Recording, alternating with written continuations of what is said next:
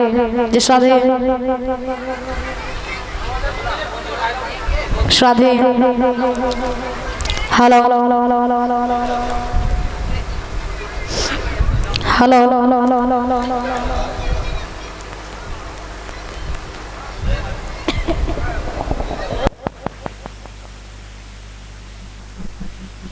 Hello hello बोली वृंदावन बिहारी लाल की।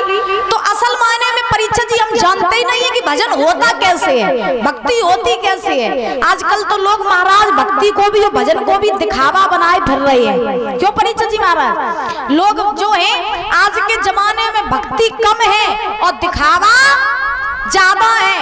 कैसे? हाथ में ले ली माला और पूरे गांव में महाराज दिखाते फिर रही है, देखो अब हम भक्त बनिए, हमने हाथ में माला ले ली। अक्सर महाराज जो भक्ति करते होंगे, जो भजन करते होंगे, वो कभी दिखावा करेंगे ही नहीं, क्योंकि भजन और भक्ति कोई दिखावे का खेल नहीं है। कभी ये कहते हैं कि 4 चीजें हमेशा पर्दे में रखनी चाहिए। कितनी चीजें? 4। कौन कौन सी? लिखा है महाराज, ध्यान से सुनना।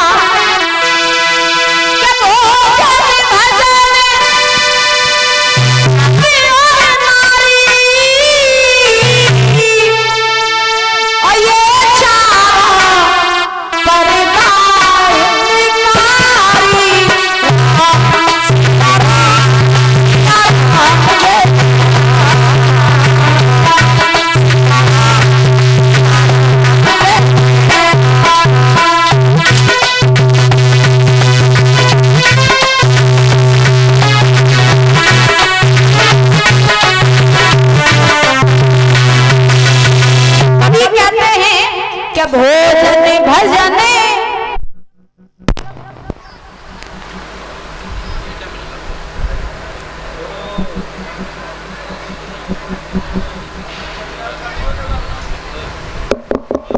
हेलो हेलो हेलो सामने वाले बॉक्स खोलो।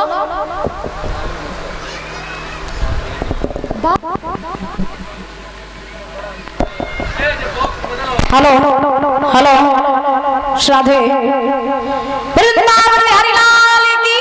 कभी कहते भोजन भजन और ये चारों परदायित्वकारी। कितनी चीजें? 4 चीजें। कौन कौन सी?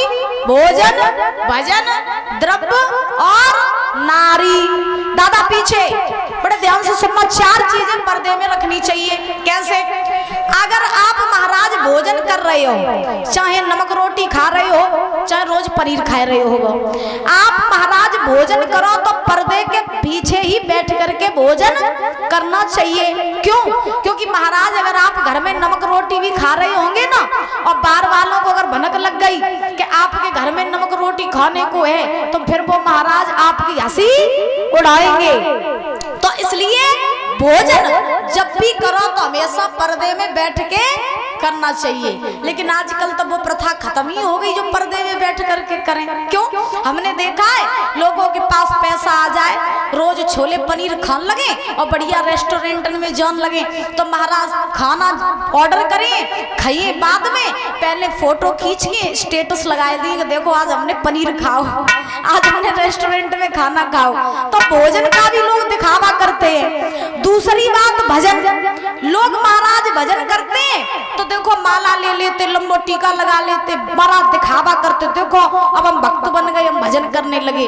भजन 1 घंटा करो, 2 मिनट करो, 1 मिनट करो, जब भी करो तो पर्दे में बैठ करके करना चाहिए। एक बात बताएं, आपको हाथ में माला लेके कोई दिखाई दे जाए, आपको कोई ज्यादा ही दिखावा कत नजर आ जाए, तुम समझ लियो जो भक्त नहीं है, पक्को डोंगी है, समझ लेना पक्का डोंगी है। फिर तीसरी बात महाराज द्रव्य। द्रव्य माने होता है सोना चांदी, आपके घर में धन दौलत पैसा, इसका भी कभी महाराज दिखावा नहीं करना चाहिए। लेकिन आजकल क्या है कि लोगों के पास पैसा आ जाता है परीक्षा जी महाराज, तो फिर देखो जमीन छोड़ करके आसमान में उड़ने लगते हैं। 2-4 महाराज अंगूठी बनवाए ले और बढ़िया 2-4 चैने वैने बनवा ले सोने की, फिर देखो अंगूठी पहन ली है तो फिर अंगूठी वाली उंगलियां उठा के बातें करिए महाराज। हाँ जब कहीं ले अंगूठी पहने हमारे हाथ देखो चेने एने जैसे पहन लेवे तो छाती तक बटने खुली रही हैं और कहूँ सभा में बैठे तो कॉलर ऐसे ऐसे कतरे कि कोई देखे कि हाँ हम चेने पहने हैं। तो कभी महाराज इसका दिखावा नहीं करना चाहिए, ठीक है। लेकिन आजकल लोगों के पास दौलत शोहरत आ जाए तो तुम समझ लो कि महाराज दिखावा करने लगते हैं। उसके बाद नारी, चौथे नंबर पे क्या है? नारी। नारी को हमेशा पर्दे में रखना चाहिए। क्यों? क्योंकि महाराज नारी को अगर ज्यादा पार रखोगे ना तो लोगों की नीयत जल्दी खराब हो जाती है। बोली बांके बिहारी लाल की। तो भोजन भजन द्रव्य और नारी ये चारों पर्दा हितकारी। कभी भी सोने चांदी का धन दौलत का दिखावा नहीं करना चाहिए, क्योंकि घर महाराज गांव गांव में लुटेरे ज्यादा हैं। अगर काऊ बताए दे कि हमारे पास तो पैसा है तो महाराज आजकल बैंक में तो पैसा चलो जाते हैं। हाँ तो कभी किसी को बताना नहीं चाहिए। लेकिन आजकल लोग भाई दिखावा नहीं करेंगे तो लो बात ही नहीं बनी। एक गांव में एक मैया रहती थी परीक्षित जी महाराज। सो उनने एक दिन अंगूठी बनवाई सोने की, और सोने की अंगूठी बनवाई सो वे अंगूठी उनने पहन ली अंगुरिया में महाराज। अब जैसे उंगली में अंगूठी पहनी, अब वे जऊ पड़ोसन घर बैठे आई, बहू पड़ोसन घर बैठे आई, जऊ मोहल्ला में बैठे आई, बहू मोहल्ला में बैठे आई, और अंगूठी जो सी उंगली में अंगूठी पहन रहे बाई उंगलियां उठा उठा के बातें करने लगी। लेकिन महाराज जी बैठ सबके घरे आई, लेकिन काऊ ने उनसे जाना पूछी कि जा अंगूठी कब बनी। फिर क्या हुआ, अब वे बड़ी असमंजस में पड़ी। वे सोच रही कि हमने इतनी महंगी अंगूठी बनवाई, सबके घरे हम बैठे आए, सब मोहल्ला में हम घूमे आए, लेकिन काऊ ने हमसे पूछी नहीं कि जा अंगूठी कब बनी। सोने का करो उनने लगा दी अपनी मड़ैया में आगी, और जैसे ही लगाई आगी सो गाँव वाले सब घबराइए, आग बुझाने लगे। अब उन्हें जब टेंशन नहीं कि आग जल मेरी मड़ैया जली ना, उन्हें टेंशन कि मेरी कोई अंगूठी देखे। सो भाई उंगलियां उठा उठा के अपने मोहल्ला पड़ोस वाले ने देखे भैया आग जलगी जलगी जलगी, इन बजाओ बजाओ। अब भाई उंगलियां उठा उठा के एक पड़ोसन रहे बोने कही बहन तू जब बता कि तूने अंगूठी कब बनवाई, जब बनवाई। सुबह महाराज मैया ने कही तो मरी पर है, तूने पहले ही पूछ लेती तो अपनी मड़ैया में आगी खाई लगाते। बोली गोविंद भगवान की। तो कहने का भाव कि लोगों के पास नई नई दौलत शोहरत आ जाती है ना तो बुद्धि अपने आप खराब हो जाती है। तो आज महाराज जो है आत्मदेव ब्राह्मण जंगल में चले गए भजन करने के लिए। गौकर्ण महाराज ये भक्ति में लीन हो गए। धुंधकारी पापाचरण करने लगा, शराब जुआ मांस चरित्रहीनता पराई नारी की संगत। धुंधकारी ने देखा कि पिताजी जंगल में भजन करने चले गए, भैया गौकर्ण को तो कोई मतलब ही नहीं है, अब घर में अकेली बची है कौन? मैया धुंधली। तो एक दिन ये धुंधकारी धुंधली के पास आया, और धुंधली के पास में आकर के इस धुंधकारी ने धुंधली से कहा माँ मुझे धन चाहिए। धुंधली कहने लगी दुश्मन जब बता तूने घर में खाए वाले बर्तनों नहीं छोड़े, अब तो हम धन कहां से देवे, कहां से तुझे हम धन दे। धुंधकारी बोला माँ मुझे धन चाहिए। अब धुंधली बोली जब धन है ही नहीं तो फिर तुझे हम देंगे, मेरे पास हाड़े ही हाड़े बता जेब तो दे देवे क्या दे तुझे। धुंधकारी को धन देने से धुंधली ने मना किया, और परीक्षित जी जब मना किया तो धुंधकारी को क्रोध आ गया। धुंधकारी को क्रोध आया सो कोने में रखी रही एक लाठी, सो धुंधकारी ने वही लाठी उठाई और धुंधली को महाराज मारना प्रारंभ कर दिया। धुंधली को लाठी से मारा धुंधकारी ने। अब सोचो लड़का माँ को मार रहा है महाराज, तो वो माँ मुंह दिखाएगी? नहीं दिखाएगी। जैसे ही धुंधकारी ने धुंधली को मारा तो अब धुंधली ने सोचा कि हे प्रभु हमसे बहुत बड़ी भूल हो गई। कौन सी? कि आज अगर वो फल हम खा लेते, कौन सा जो हमने गाय को खिलाया था, आज वो फल अगर हम खा लेते तो मेरे गर्भ से गौकर्ण जैसी परम तेजस्वी यशस्वी संतान जन्म ले लेती, तो आज मुझे ये दिन देखने को नहीं मिलता। तो धुंधली ने आज सोचा किसने मुझे मारा है, मैं समाज में कैसे मुंह दिखाऊंगी। तो धुंधली आज लज्जा की वजह से, परीक्षित जी महाराज गांव में कुआं था, उसी कुएं में जाकर के उस मैया ने छलांग लगा दी, अपने प्राणों की आहुति दे दी। अब धुंधकारी ने देखा कि माँ जो थी वो भी मर गई, पिता जंगल में चली गई, अकेला भैया गौकड़ है उसे का उसे मतलब ना है। तो धुंधकारी ये 5-5 वैश्यों को घर में रखने लगा। अब सोचो पराई नारी आपके साथ कब तक रहेगी? जब तक आपकी जेब में है पैसा। और व्यक्ति के विनाश का कारण क्या है? पराई नारी। क्योंकि कहा जाता है, महाराज एक कवि लिखते हैं कि प्रीत करे तो करे मर्द से और नारी से प्रीत करे ना, और नारी अपनी नहीं होवे दिन आए मौत मरे ना।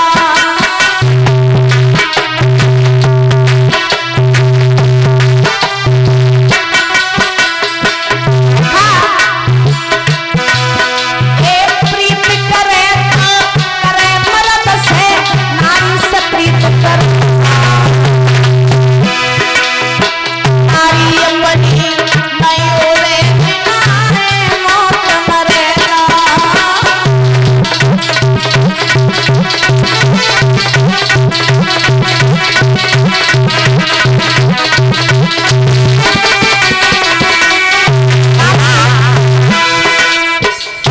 करी थी बाई रावण ने सीता को हर लायो।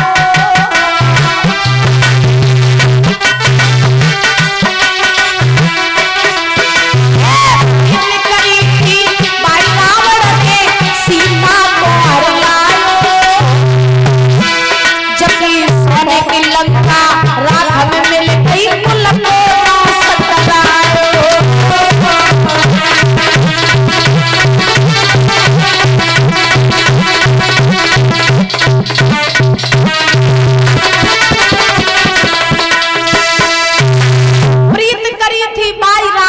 सीता को हर लायो। और जब इस सोने की लंका राख में मिल गई कुल को नाश करायो। याद रखो रावण के जितना विद्वान, रावण के जितना ज्ञानी न संसार में कोई हुआ न तो कोई होगा। जब इस सोने की लंका जाको महाराज भरो पूरो कुटुंब, लेकिन विनाश भाव तो काय के पीछे? नारी के पीछे। भागवत जी हमें यही तो सिखा रही है कि जितना हो सके उतना अधर्मों से दूर रहो, बुरे कर्मों से दूर रहो। लेकिन आजकल हम ये बात मानते कहाँ है महाराज? कहाँ मानते हैं? यहाँ बैठा हर व्यक्ति, बच्चे से लेकर के बूढ़ा, हर व्यक्ति ये बात जानता है कि बुरे काम करोगे तो नरक में जाना पड़ेगा। लेकिन महाराज फिर भी हम बुराइयों को छोड़ते नहीं है। क्योंकि लिखा है कि जो वही पाएगा,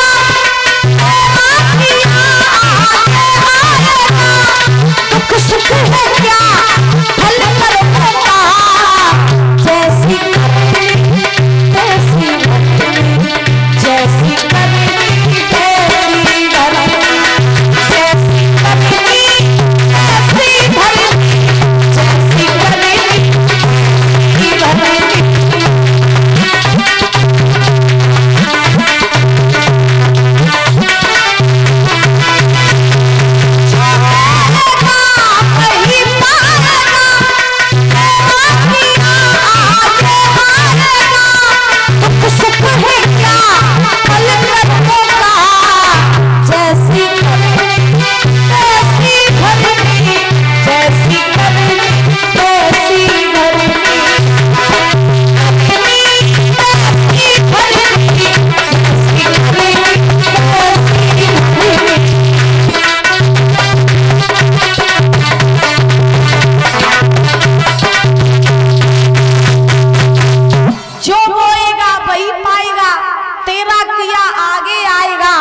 सुख दुख है क्या फल कर्मों का, जैसी करनी वैसी भरनी। इंसान के सुख दुख उसके कर्मों के द्वारा आते हैं। याद रखो दादा, इंसान के सुख दुख उसके कर्मों के द्वारा आते हैं। आप जैसे कर्म करोगे वैसे ही आप फल पाओगे। इंसान का भाग्य उसके कर्मों के द्वारा बनता है। याद रखो, अच्छे कर्म करोगे अच्छा भाग्य बनेगा, और बुरे कर्म करोगे तो बुरा भाग्य बनेगा। हमें इस शरीर से क्या करना है? अगर हम किसी का भला ना कर सके तो किसी का बुरा भी न करें। अगर हम किसी के लिए अच्छा न बोल पाए तो किसी के लिए बुरा भी न बोलें। इतना तो हम कर ही सकते हैं, लेकिन नहीं, जब तक दो चारण की बुराई नहीं कर ली तो ना रोटी कैसे पची है भाई, तो ना रोटी नहीं पची है। बोली वृंदावन बिहारी लाल की, जोर से बोलो राधे राधे, और जोर के बोलो, और जोर के बोलो। पीछे वाले ने की आधे आधे बोले गोविंद भगवान की महाराज।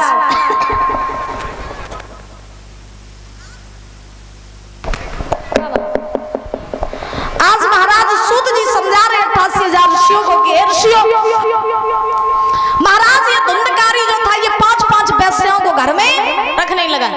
जब परीक्षित जी ये धुंधकारी 5-5 वैश्यों को घर में रखने लगा तो वैश्यां साथ कब तक रहेंगी, जब तक जेब में रहेगा पैसा। अब धुंधकारी का जितना भी धन था ये सारा धन ले गया और महाराज इसने सारा धन नाश कर दिया। अब कहीं जुआ शराब मांस और ये सारा धन बर्बाद कर दिया।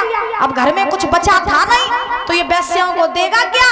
तो क्या हुआ कि ये धुंधकारी चोरी करने लगा। क्या चोरी करने लगा। जब चोरी करने लगा तो ये राजा महाराजाओं के घर में जाता और परीक्षित जी चोरी करके जितना धन लेकर के आता वो सारा धन वैश्यों को दे देता। अब जब सारा धन वैश्यों को दे देता तो उसी समय धीरे धीरे धीरे धीरे समय बीता। आज ये धुंधकारी एक दिन बहुत बड़े राजा के यहाँ चोरी करके आया, बहुत बड़े राजा के यहाँ। जब चोरी करके आया तो क्या हुआ कि धुंधकारी थक गया था, जितना धन लेके आया वो सारा धन दे दिया वैश्यों को। जब सारा धन वैश्यों को दे दिया तो ये धुंधकारी आंगन में पड़ी थी चारपाई, तो चारपाई पे महाराज आकर के ये धुंधकारी लेट गया। जैसे ये धुंधकारी लेटा महाराज सो गया। वैश्यों ने योजना बनाई और वैश्यों ने कहा बेना जो बहुत बड़ो पापी है, इतना बड़ो पापी है जो अपनी मैया को ना बहो, जो अपने बाप को ना बहो, वो दुनिया में किनको है जो बहुत बड़ो पापी है बेना।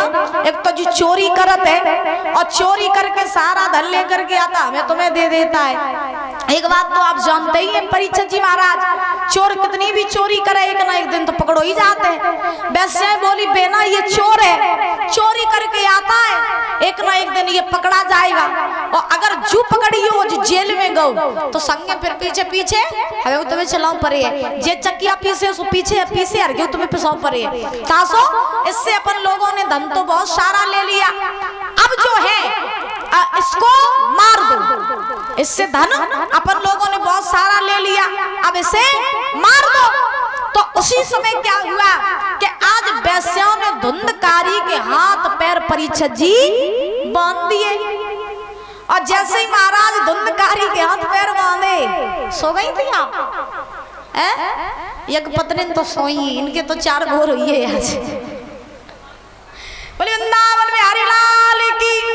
तो महाराज अब धुंधकारी के हाथ पैर बांध दिए वैश्यों ने और जब धुंधकारी के हाथ पैर बांधे तो सूत जी महाराज समझा रहे हैं राजन, ये 88,000 ऋषियों हाथ पैर जब धुंधकारी के बांधे वैश्या गई कोने में से लाठी उठा के ले आई और लाठी उठा करके लाई और जैसे लाठी ले आई तो धुंधकारी की गर्दन पर लाठी रख दी और जैसे धुंधकारी की गर्दन पर लाठी रखी आसपास वैश्या झूल गई लेकिन धुंधकारी के प्राण नहीं निकले। उसके बाद एक वैश्या ने कहा बेना जो बहुत बड़ो पापी है जो ऐसा ना मरे, दूसरा उपाय सोचो। क्या? बोले तुम जो है वो चूल्हे में जो लकड़ी जल रही है ना आग की, उस लकड़ी को खींच लाओ और धुंधकारी के मुख में वही जलती हुई लकड़ी घुसेड़ो तभी ये मरेगा। तो वैश्या गई दौड़ करके परिदादा चूल्हे में एक लकड़ी जल रही थी आग की, उस लकड़ी को खींच करके लाई और जैसे ही धुंधकारी के मुख में वही जलती हुई लकड़ी डाली तैसे ही धुंधकारी के प्राण पखेरु उड़ गए। अब 88,000 ऋषियों के मन में शंका हुई। सूत जी महाराज से पूछा प्रभु धुंधकारी की गर्दन पर जब लाठी रखी तब ये क्यों नहीं मरा और जब इसके मुख में जलती हुई लकड़ी डाली गई तब ये क्यों मर गया, इसके पीछे का कारण क्या है? तो सूत जी महाराज ने 88,000 ऋषियों से कहा कि ऋषियों इसका कारण ये है कि धुंधकारी अगर लाठी से मर जाता तो उसके लिए ये आसान मौत होती। तो धुंधकारी के मुख में जलती हुई लकड़ी इसलिए डाली गई कि जो पाप करे, जो अधर्म करे, जो अपने माँ बाप को सताए, जब वो मरेगा तो उसकी आसान मौत नहीं होगी। वो ऐसे तड़प तड़प के मरेगा जिसकी मौत कभी भी ऐसी नहीं हुई हो। एक चीज आपने देखी है कि जो व्यक्ति पापी होते हैं, जो व्यक्ति अधर्मी होते हैं, उन पे शुरू में तो महाराज खूब सुख आते हैं, लेकिन जब मरने का समय होता है तो कहीं महाराज काऊ से मत, काऊ से मत। ऐसे ऐसे लोगों को मैंने देखा चारपाई पे पड़े हैं, मलमूत्र त्याग रहे हैं खटिया पे, तो लोग नहीं कहते बुरे काम करे जाते तभी नतीजा निकल रहा है, ऐसे कहते ना। तो कहने का मतलब कि जो व्यक्ति पाप करते हैं उन्हें शुरू में तो खूब आनंद मिलता है, लेकिन जब मरने का समय आता है तो वो ऐसे मरते हैं जैसे महाराज उन्होंने कभी कल्पना नहीं की होगी। तो ये धुंधकारी की कथा हमें क्या सिखा रही है? ये धुंधकारी की कथा हमें यही सिखा रही है कि पाप अत्याचार करोगे, माँ बाप को मारोगे, माँ बाप का महाराज अनादर करोगे तो जीवन में कहीं भी तुम्हारा ठिकाना लगने वाला नहीं है। फिर तुम जब मरोगे तुम्हारे मुख में जलती हुई लकड़ियां ही डाली जाएंगी। ये धुंधकारी की कथा हमें सिखा रही है परीक्षित जी महाराज।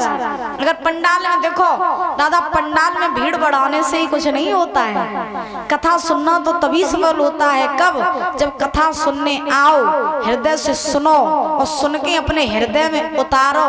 कथा सुनना तो तब सफल होता है। ना आज के जमाने में श्रोता कहाँ रहे सुनने वाले महाराज, न कहवे वाले रहे न सुनने वाले रहे। बोली गोविंद भगवान की। आज धुंधकारी के मुख में जब जलती हुई लकड़ियां डाली गई तो धुंधकारी महाराज आज मर गया। जब धुंधकारी मरा, लड़के बातें कर रहे हो, सुनो ले थोड़ी देर। महाराज आज ध्यान रखना कि सूत जी महाराज समझा रहे 88,000 ऋषियों को कि ऋषियों, जब धुंधकारी मरा तो धुंधकारी जो था ये परीक्षित जी प्रेत बन गया। क्या बन गया? प्रेत। और जब ये प्रेत बना तो प्रेत बन करके धुंधकारी इधर उधर भटकने लगा। और जब प्रेत बन करके धुंधकारी इधर उधर भटकने लगा तो भटकने के बाद में अब महाराज ये भटकते भटकते गौकर्ण महाराज के पास में आया। एक दिन गौकर्ण महाराज के पास में जैसे ही आया तो गौकर्ण महाराज के सामने ये जा करके नाना प्रकार के रूप बनाने लगा। कहीं कुत्ते का रूप बना लेता, कहीं बिल्ली का रूप, कहीं काई का रूप। महाराज ऐसे रूप बना करके सामने जाने लगा। गौकर्ण महाराज ने देखा, सोचने लगे कि मुझे ऐसा लगता है कि किसी की आत्मा भटक रही है और मुझसे कुछ मदद चाहती है। तो गौकर्ण महाराज ने हथेली पर जल रखा और जैसे ही धुंधकारी की तरफ जल छिड़का तैसे ही धुंधकारी अपने साक्षात वेश में आ गया। लेकिन धुंधकारी जो था ये गौकर्ण महाराज के चरणों में गिर पड़ा। जब गौकर्ण महाराज के